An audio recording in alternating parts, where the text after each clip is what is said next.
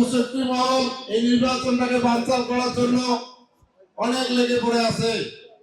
তা ছোট বাচ্চার মতো বিভিন্ন বিভিন্ন পিয়ার থেকে শুরু করে অনেক কিছু আশা করছিল, কিন্তু একটাও পায় নাই। পরিশেষে নির্বাচনে তাদেরকে আসতে হয়েছে। আচ্ছা বলেন তো, তারা কি আমাদের জোটে ছিল না? ছিল কি না? তখন কি ধানের শীষটা ভালো ছিল? আর এখন ধানের শীষ বীজ হইলো কেন বাবা? বীজ হইলো কয়েকদিন আগে চরমনাইকে সাথে নিলেন, তখন চরমনাই ভালো ছিল। আল্লাহ আজ্জাই সাত লাখের শাসন চাই এই ছেলেমেয়েটা ভুলে গেছেন।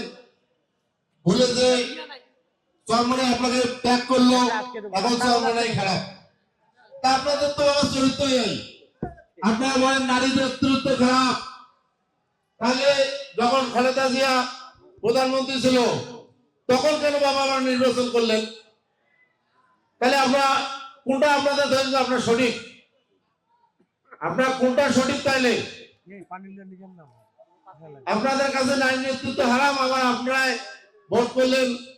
আপনারা মন্ত্রী দু চারটা ছিল, তখন জামাত ভালো ইয়া ভালো ছিল, তখন নারী নেতৃত্ব হালাল ছিল, আর এখন হারাম। তাহলে আমাদের ওই স্লোগানটাও আপনাদের আর নাই। যদি আমাদের দেশ নেত্রী মা চলে গেছেন, আল্লাহ ওনাকে জান্নাতবাসী করুক। আর সৈয়দ আলী ভাইকে চেনেন না এমন কোন কেউ আছেন নাকি এখানে? আছেন? উনি কিন্তু পরিচিত লোক, দুইবারের উনি উপজেলা সফল চেয়ারম্যান ছিলেন। ওনার নামে একটা কোনো দুর্নীতি আছে? উনি অনেক মন্দির মাদ্রাসাতে দান করে, ওটা কি বলি বেড়ায়? এবং আমাদেরকে বলা হয়েছে ওনার পক্ষ থেকে যে কোনো ধরনের উস্কানিমূলক বক্তব্য না দেওয়ার জন্য। আমরা কিন্তু কোনো সভায় উস্কানিমূলক বক্তব্য আপনারা লক্ষ্য করেছেন আমরা দেই নাই। এটাকে আমাদের নীরবতা। আর আপনাদের যার যে মুখে আসতেছে আমরা বলতেছেন, এটা কি ঠিক করতেছেন? আমরা চাই না আপনাদের সাথে আমরা সংঘাতে জড়াই। আমরা নির্বাচনমুখী মানুষ, এই নির্বাচনটার জন্য অনেক সংগ্রাম করতে হয়েছে। অনেক সংগ্রামের ফসল আমরা বিএনপি মনোনীত প্রার্থীকে আমরা পেয়েছি। এই লোকটা দানবীর লোক। আপনারা জানেন অলরেডি তারেক রহমানকে প্রধানমন্ত্রী হিসাবে অনেকেই মেনে নিয়েছেন।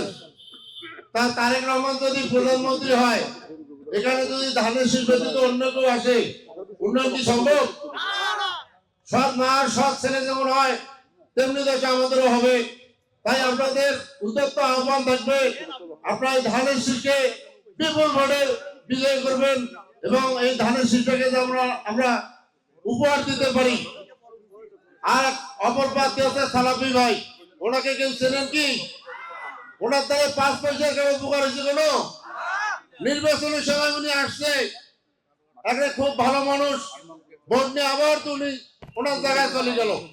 তাহলে আমাদের কি লাভ হলো? আমরা 160 টাকা দিয়ে কোনের সাথে দেখা করতে যাব? আর গেলেও কি ওনার দেখা সহজ? আর 10-20 টাকা দিয়েও সৈয়দ আলী ইনশাল্লাহ দেখা পাইবেন। ওনার কাছে কোনো দালাল লাগবে না।